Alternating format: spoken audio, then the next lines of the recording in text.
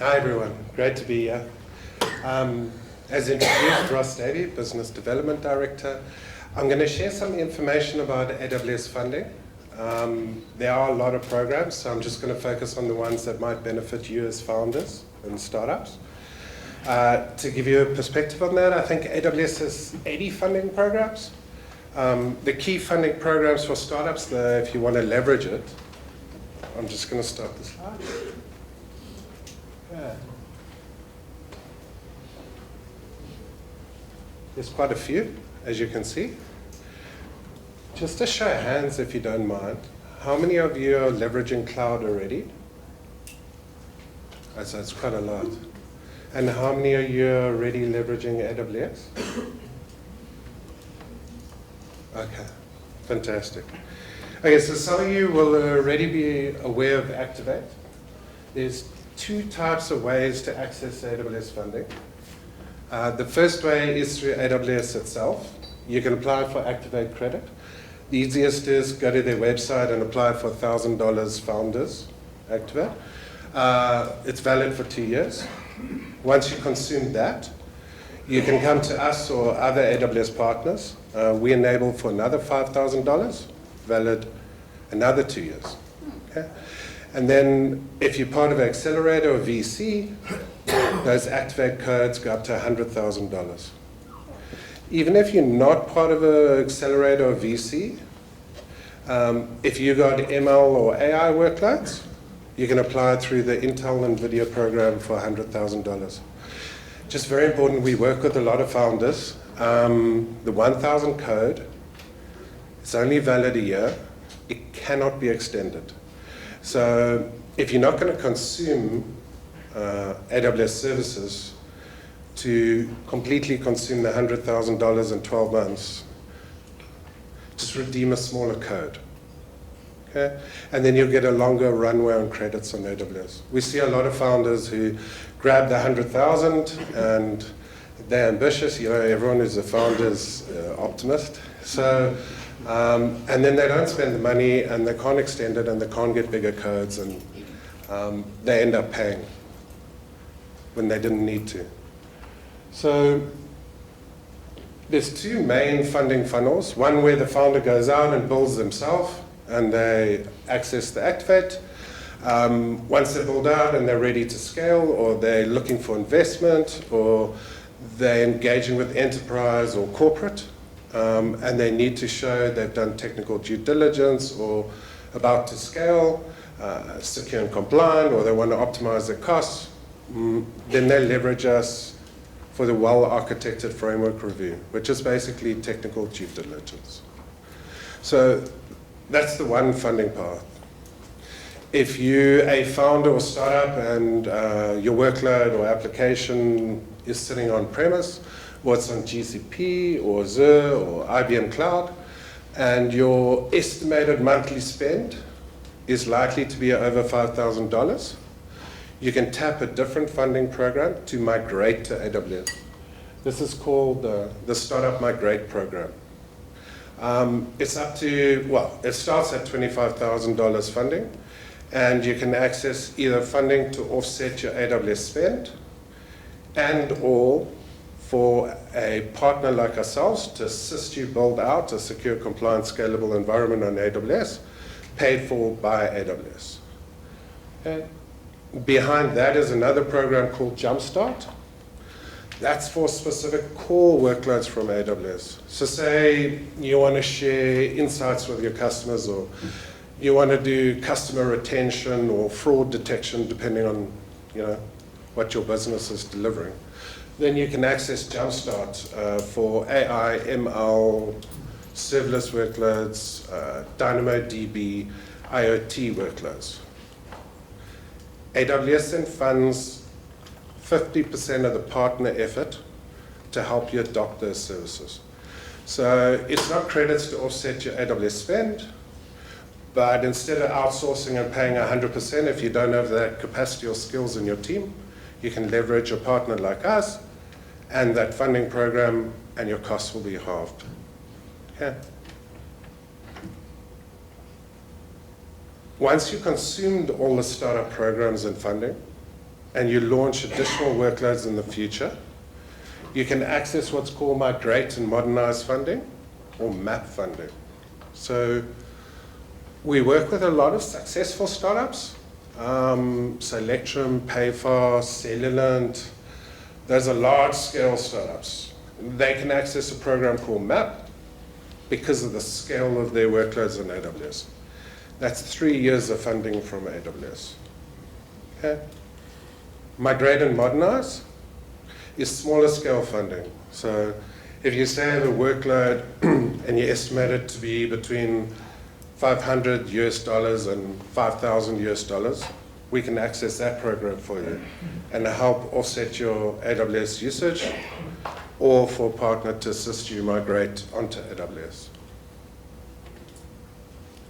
SMAP is just a variation of MAP. I'm not going to go into that. POC funding, we'll leverage different platforms. You might be on GCP, you might be happy. Someone tells you about AWS and you want to evaluate it. As far as you're concerned, you're happy on GCP, no need to migrate. There is funding available from AWS to work with a partner to evaluate a specific service. There's no commitment needed. If you're not happy with what that service offers your business or startup, no problem. The funding's available, consume it. And you can consume it again and again for various workloads over time. So in essence, there are a lot of funding programs to support you as a startup. There are additional funding programs to support you when you become an SMB. And there's additional funding programs when you become an enterprise. So about 7 years ago, 8 years ago, we became an AWS partner. Our business traditionally is Microsoft, and we still have a large Microsoft team. We enjoyed working with AWS, and they're very customer focused, a lot of programs. So some of the startups we work with, they were bootstrapped, 2 founders, 1 founders. They were developing, the CEO, CFO, HR, everything. Some of them today are worth billions. So they've done really well, and they've all accessed this funding to become successful, leveraging AWS.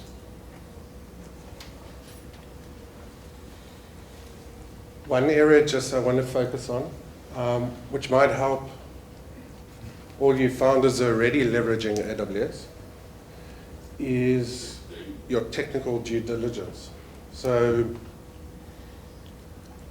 a lot of the startups we work with, once they start scaling, say Quicket or Electrum Payments, they need to go to investors, they need to demonstrate to internal stakeholders, potential customers, that they have evaluated their workload, it's secure, compliant, it's reliable, there's continuity of services, their DR backup and restores in place, and they're efficient in terms of cost. This is where the AWS well-architected framework review comes into play. The important thing to note here is it's a best practice framework from AWS, 6 pillars: operational excellence, security, reliability, performance, efficiency, cost optimization. The effort from the well-architected partner is fully paid by AWS. So there's no cost to you as a startup or founder for this to be delivered. From the customers we work with, from say Standard Bank to bootstrap startups, they've all leveraged this. They've all got a lot of value out of it. The 3 pillars I just want to focus on, in summary, is security, first pillar. So we work with a lot of financial services, healthcare, insurance. In South Africa, we're all going to ensure POPIA compliance or GDPR. So this is often a burden on the startups. The resources to deliver this, they're really expensive. They're hard to hire, they're hard to keep. We can leverage the AWS native tools, like Security Hub, CloudTrail, etc. Or you can leverage third-party tools available on AWS, such as Trend Micro. And what happens is we run these tools against your environment, and it'll run a series of checks, and it'll give you a score out of 100. So a percentage score against GDPR, PCI DSS, HIPAA, depending on what industry you're in. And it'll tell us how to remediate that and improve it. At the end of the well-architected, we'll rerun that tool, and you'll get a scorecard which you can then show to stakeholders or investors, showing them your compliance in terms of whatever security standard you need to meet. So we can help you achieve 98, 100% compliance with GDPR/POPIA or PCI DSS, not a problem at all. In terms of reliability, we'll deliver DR backup and restore policy, so a detailed document, which again goes to your governance, and you can share that with stakeholders. What we do is we do a discovery of all your services, make sure it's backed up, make sure it's documented, and you're able to recover from any kind of outage or unexpected incident. Cost optimization for startups. You might have credit, but you don't want to burn through it because that credit has value. When that credit expires or it's fully consumed, you've got to start paying for your AWS services. So a lot of work we do helping founders and startups is ensuring their workloads in AWS are efficient. A lot of founders come to partners once their credits are fully consumed, and now they have to pay. So they're under a bit of stress. They might be pre-revenue, and now this is coming out of their pockets. There are lots of ways to reduce costs on AWS and make it more efficient. If you're leveraging your standard lift and shift compute, you can put savings plans in place, so it's up to 72% less than on-demand pricing, which is your default pricing. If you're leveraging RDS databases, you can implement RIs. The main thing to remember is this will deliver a great result if you're leveraging AWS. It'll help you go to market, it'll help you scale. The partner will do all the work, and it's free cost to you. Look, I hope the information was useful. If we can help in any way, our services are free to startups, or it's funded by AWS when we help you. So we've got to stand here. Please just let us know, and we're happy to help. Thank you.